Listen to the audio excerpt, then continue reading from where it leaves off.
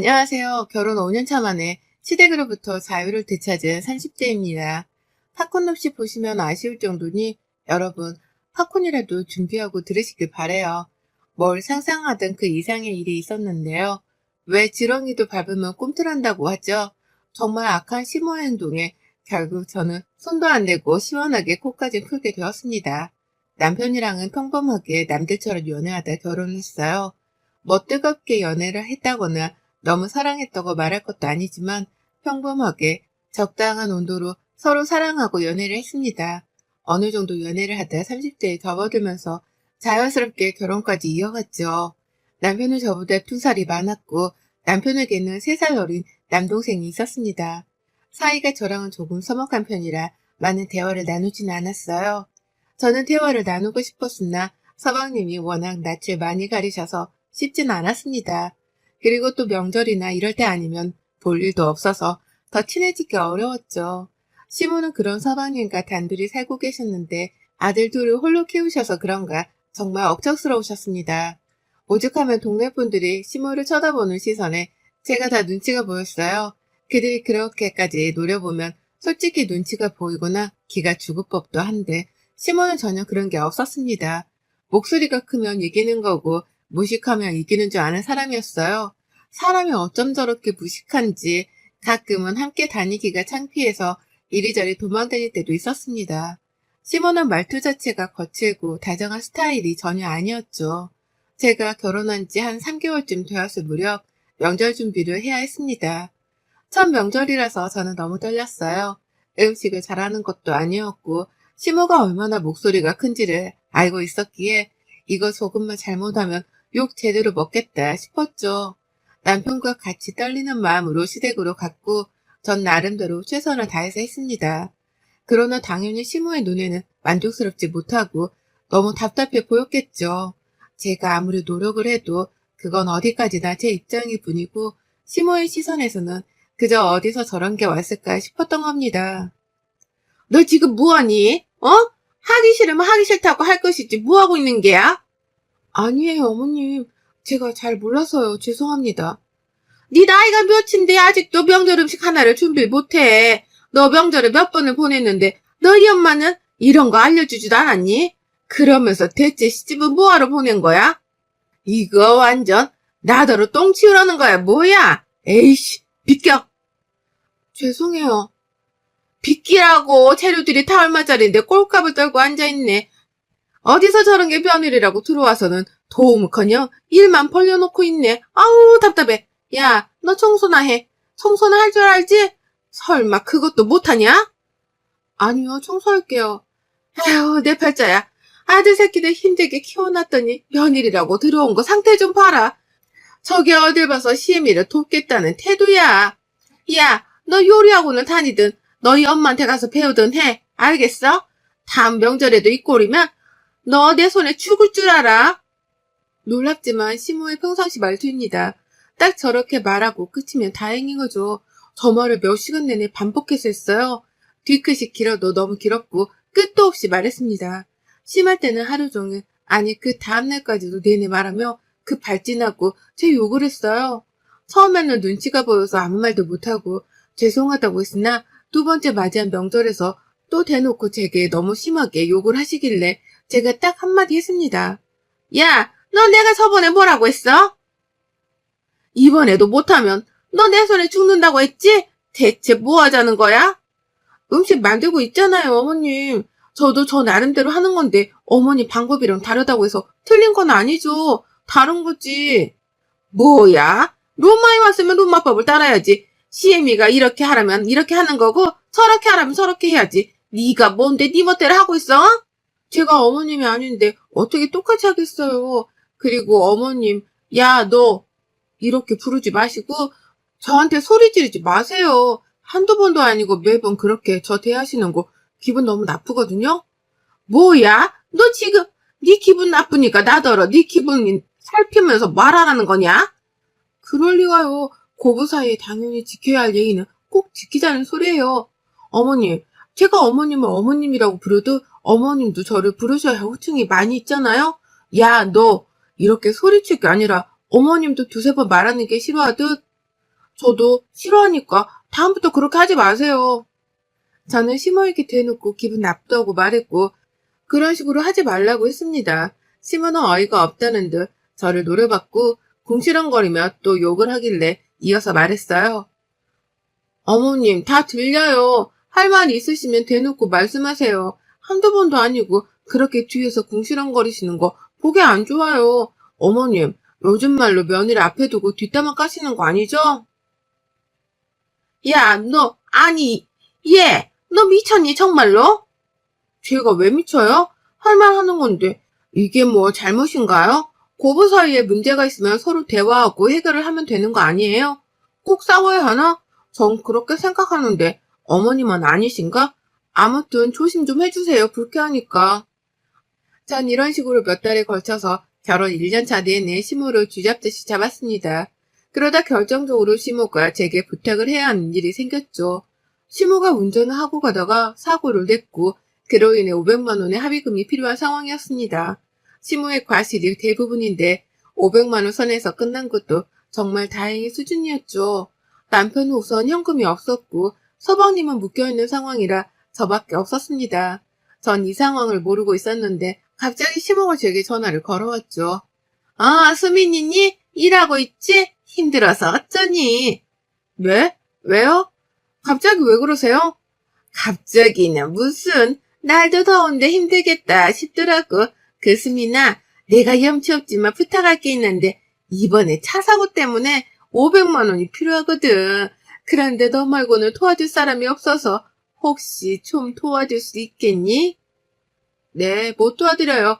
500만 원이 적은 돈도 아닌데 그걸 제가 어떻게 도와드려요? 빌려드릴 테니까 갚으세요. 매달 얼마씩 갚으실 거예요? 뭐? 아니 내가 매달마다 갚는 건 어렵고 돈 생기면 목돈으로 줄게. 그 말을 누가 믿어요? 어머님, 돈을 빌렸으면 빌린 돈부터 갚고 나머지로 생활을 하셔야죠. 생활부터 하고 여유가 되면 돈을 갚으시려고요? 에이, 그런 마음가짐이면 저 안 빌려드리려고요. 아니, 그게 아니라 당장 매달 갚는 게 어려워서 그래.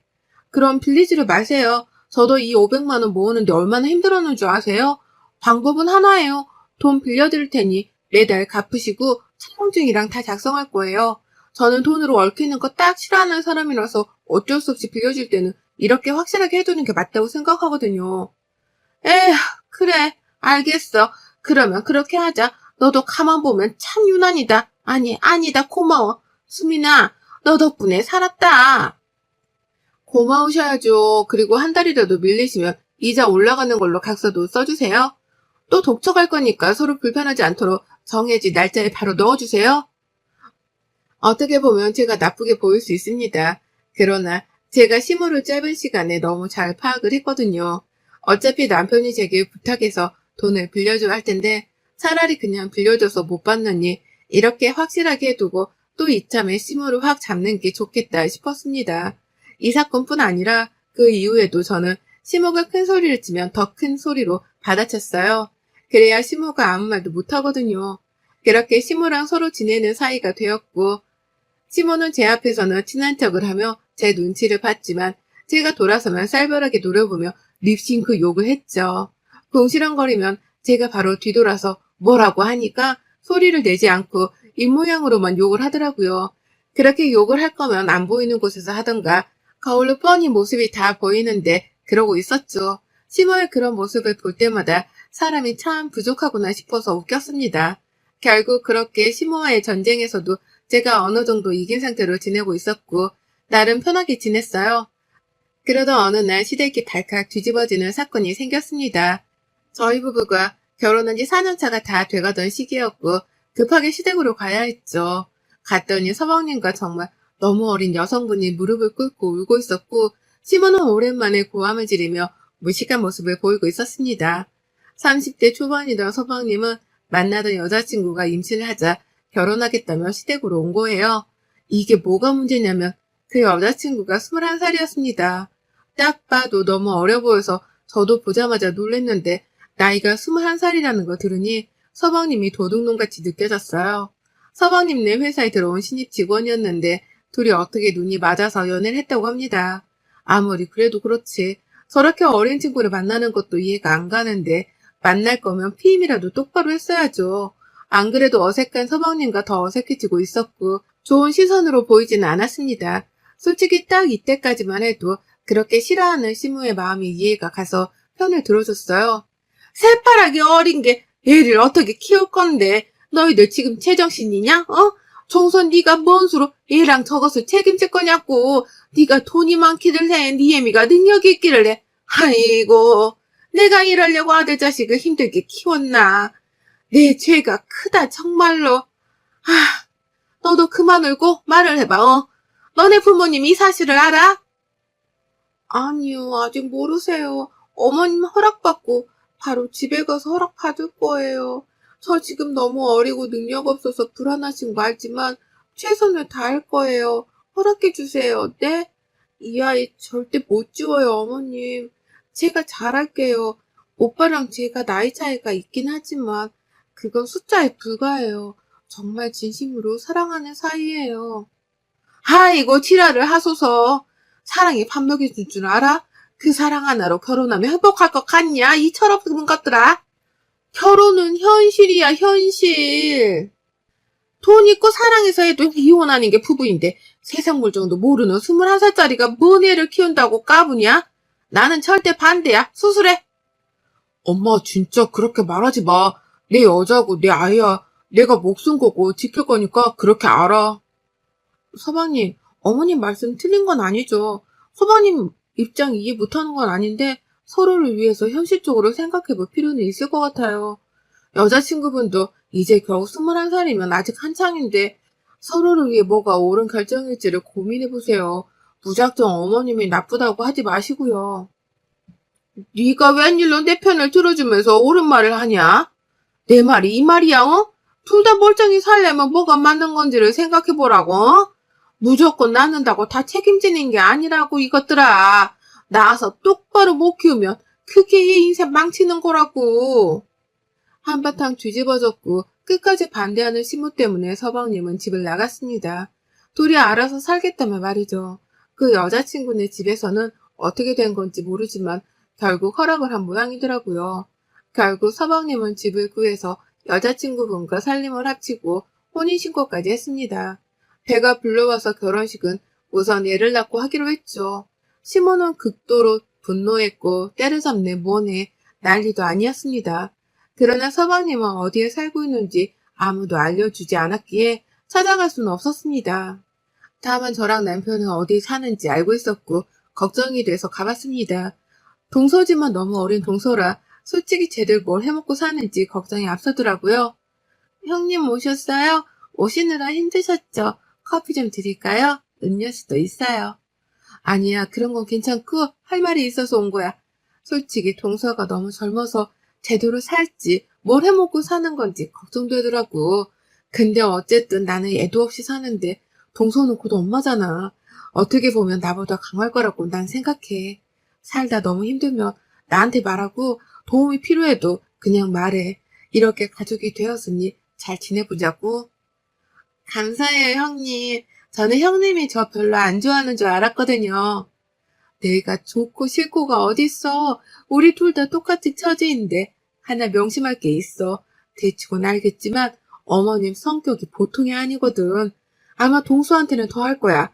그러니까 너무 당하지는 마. 나도 처음에야 너무 주눅들고 뭘 잘 몰라서 죄송하다고 막 그랬는데 잘못한 게 없으면 죄송하다고 하지 마. 알겠지? 네, 형님. 새겨 들을게요. 감사해요. 저는 동서에게 먼저 손을 내밀어줬고 솜씨가 좋은 건 아니었지만 그래도 저희 집 반찬 만들 때 더 넉넉히 해서 동서네에 갖다 주곤 했습니다. 어색했던 서방님과 교류가 점점 생기니까 가까운 사이가 되었죠. 그렇게 동서네와 저희 부부는 따로 만나서 같이 밥도 먹으며 시간을 보냈고 동서가 무사히 출산하기를 기다렸습니다. 출산 예정일을 코앞에 두고 시모가 저에게 그러더라고요. 너 솔직히 말해봐. 걔네들이랑 연락하고 지내지? 네, 연락하고 지내요. 내가 그렇게 반대를 하고 이러고 있는데 네가 연락하고 지내면 내가 난감하잖아? 어머님, 서방님이랑 동성 혼인신고한 법적 부부예요. 곧 얘도 태어나고요. 어머님이 계속 반대하시고 안 보고 사신다면 솔직히 할 말은 없는데 그럴 거 아니시면 그냥 못 이기는 척 받아주세요. 어쩌겠어요? 며느리라고 꼴랑 둘인데 하나같이. 아유. 저 들으라고 또 대놓고 욕하세요? 저도 시어머니라고 딱 한 분이신데 너무 힘드네요. 이런 일로 저 가운데 두고 말씀하지 마세요. 아버님한테 전화해서 말씀하시든 서방님한테 직접 연락을 하세요.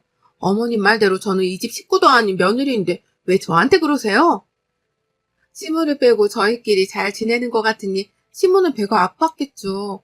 결국 못 이기는 척 동서네를 받아줬고 무사히 출산됐습니다. 시무는 정말 마음을 연 건지 동서 몸조리를 해준다며 동서네에 한 달 정도 있겠다고 했어요. 얘를 대신 봐준다며 말이죠. 약간 불안하긴 했으나 동서에게 뭔 일이 있으면 꼭 말하라고 했습니다. 남편도 뭔가 불안하다며 자주 가보자고 했죠. 아니나 다를까 시모는 동서를 괴롭히려고 굳이 그 집에 들어가서 한 달간 지내겠다고 한 거였어요. 어린 동서가 찍소리도 못하니 저를 괴롭히던 것과는 비교가 안 될 수준으로 괴롭혔습니다. 야, 너 뭐 하는 거야? 왜 그렇게 행동이 굼뜨니, 어? 할 줄 아는 것도 없고 어린 게 네 몸 하나 간수도 못해서 그 나이에 애 낳고 사는 게 뭐 자랑이라고. 아유, 속 터져 죽겠네.